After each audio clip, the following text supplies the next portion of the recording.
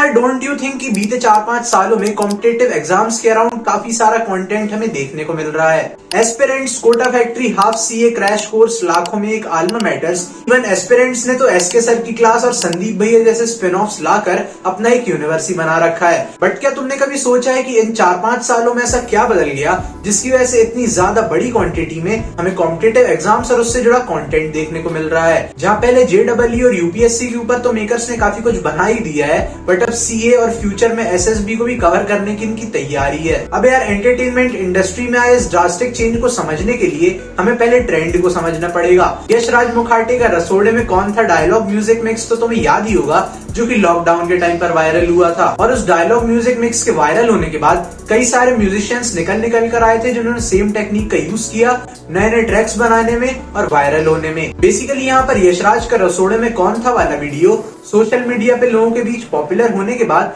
Viral हो गया और एक ट्रेंड बन गया, जिसे बाकी म्यूजिशियंस ने फॉलो किया उस ट्रेंड की हाइप पर कैपिटलाइज करके नंबर्स जनरेट करने के लिए। सेम वे में एंटरटेनमेंट इंडस्ट्री भी ऐसे ही काम करती है। जैसे यशराज का एक ट्रैक वायरल होकर ट्रेंड बना, सेम वे में जब कोई एक पर्टिकुलर टॉपिक पर बनाई गई मूवी लोगों को बहुत ज्यादा पसंद आ जाती है और ऑडियंस के बीच पॉपुलैरिटी या फिर कल्ट फॉलोइंग गेन करती है, तब दूसरे मेकर्स भी उसी टॉपिक या उसी मूवी की हाइप पर कैपिटलाइज करते हैं नंबर्स जनरेट करने के लिए, बेसिकली पैसे छापने के लिए। फिर उसी ट्रेंडिंग टॉपिक पर फिल्म्स, म्यूजिक और कंटेंट बनाया जाता है। इस चीज का एग्जांपल दिया जाए देन भाग मिल्खा भाग, जो कि एक मास्टरपीस स्पोर्ट्स बायोपिक है फ्लाइंग सिख मिल्खा सिंह के ऊपर। उसकी मैसिव सक्सेस के बाद ही इंडिया में स्पोर्ट्स बायोपिक का ट्रेंड शुरू हुआ और अब हालत ये है कि हर साल एक या दो ऐसी मूवीज तो आती रहती हैं। ये ट्रेंड्स ही हैं जो मेजरली पूरी एंटरटेनमेंट इंडस्ट्री को इन्फ्लुएंस और कंट्रोल करते हैं। अब कॉम्पिटिटिव एग्जाम्स के केस में मेरे हिसाब से शादी में जरूर आना मूवी एक ब्रेक थ्रू या फिर ओपनिंग बनी इस टॉपिक के वायरल होने की।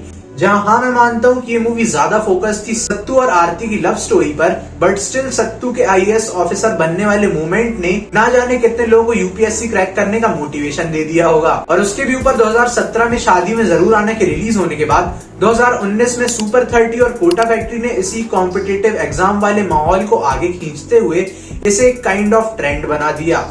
जहां सुपर 30 के बॉक्स ऑफिस पर और कोटा फैक्ट्री के यूट्यूब पर इतने खतरनाक सक्सेस के बाद टीवीएफ ने इसी टॉपिक पर कैपिटलाइज किया और हमें मिला कोटा फैक्ट्री सीजन 2, एस्पिरेंट्स के 2 season, 2 spin offs, half CA. और मुझे हैरानी नहीं होगी अगर ये लोग नीट से रिलेटेड भी आगे चल के कुछ बना दें।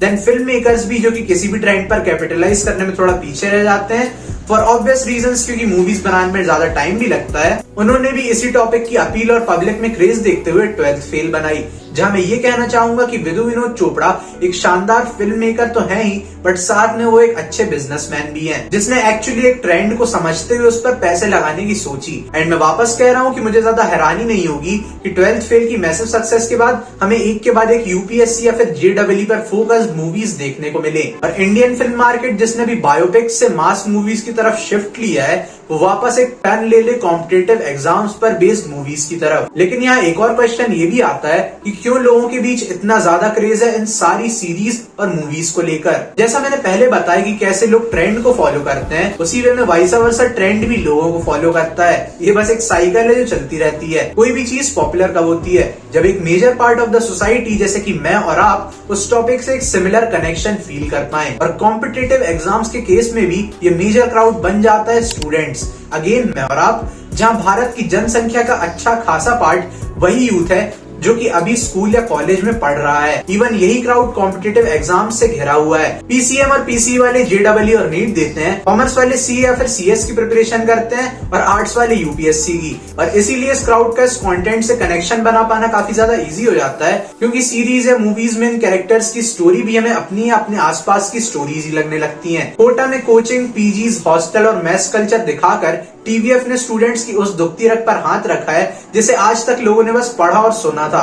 सेम वे में एस्पिरेंट्स और 12th फेल में ओल्ड राजेंद्र नगर का माहौल दिखाकर वापस टीवीएफ और विदु विनोद चोपड़ा ने उसी इमोशन और कनेक्शन को पकड़ा जिससे कॉम्पिटिटिव एग्जाम एस्पिरेंट गुजरता है। हम बेसिकली इन कहानियों को देखना इतना पसंद इसीलिए भी करते हैं क्योंकि यही कहानियां हमें मोटिवेशन भी देती हैं। कोटा फैक्ट्री से वो वैभव या मीना का कैरेक्टर हो, एस्पिरेंट से अभिलाष, एसके या फिर संदीप भैया और 12th फेल से मनोज, ये सारे कैरेक्टर्स अपनी लाइफ के हीरोज हैं। इन्हें देखकर हमें भी इनकी तरह बनने या इनकी जगह पहुंचने का मन करता है। इवन हर वो एस्पिरेंट जो जेडब्ल्यू या फिर यूपीएससी यूपीएससी के लिए प्रिपेयर कर रहा है वो अपने आप को उसी जगह पर देखना चाहता है। और यही इमोशन इन सारी सीरीज और मूवीज को इतना ज्यादा अपीलिंग, इंगेजिंग और प्रॉमिसिंग बनाता है। बट मैं यहाँ पर एक प्रॉब्लम को भी पॉइंट आउट करना चाहूंगा जिसके बारे में आई थिंक कोई भी बात नहीं करेगा। आई अग्री ये सारे एग्जाम्स और इनका माहौल ये सीरीज और मूवीज अच्छे से कवर करती हैं।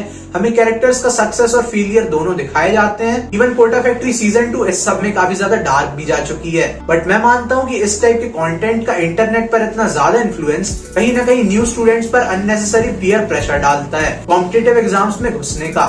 एक 10th क्लास का बच्चा जो ये सीरीज या मूवीज देखेगा देन 100% वो इन्फ्लुएंस होगा इन एग्जाम्स में अपेयर होने के लिए और प्रिपरेशन करने के लिए, जो कि वैसे तो कहीं से भी गलत नहीं है। हमें और हमारे देश को जरूरत है अच्छे इंजीनियर्स, डिप्लोमेट्स, ब्यूरोक्रेट्स और ऑफिसर्स की। बट वो स्टूडेंट जो सिर्फ एक मूवी या सीरीज देखकर इन्फ्लुएंस हुआ यूपीएससी क्लियर करने के लिए बिना अपनी लाइफ में दूसरी फील्ड्स को एक्सप्लोर या डिस्कवर किए, वो आई थिंक मेरी नजरों में उतना पैशनेट नहीं रहेगा देश को बदलने या सिस्टम को बदलने के लिए लॉन्ग टर्म गेम में, जितना कि कोई दूसरा इंसान हो सकता है जो कि जेन्युइनली पैशनेट है ब्यूरोक्रेसी और डिप्लोमेसी में। वैसे मेरा पर्सनल थॉट है और ये पर्सन टू पर्सन डिफर भी कर सकता है। बाकी तुम क्या सोचते हो नीचे कमेंट करो और हमारे साथ शेयर भी करो। इसी के साथ अगर ये वीडियो पसंद आई हो तो इसे लाइक भी कर देना और चैनल पर नए आए तो सब्सक्राइब भी कर देना। प्लस इंडियन नट्स को इंस्टाग्राम और ट्विटर पर फॉलो भी कर लेना। I will see you all very soon, till then keep watching Indian nuts.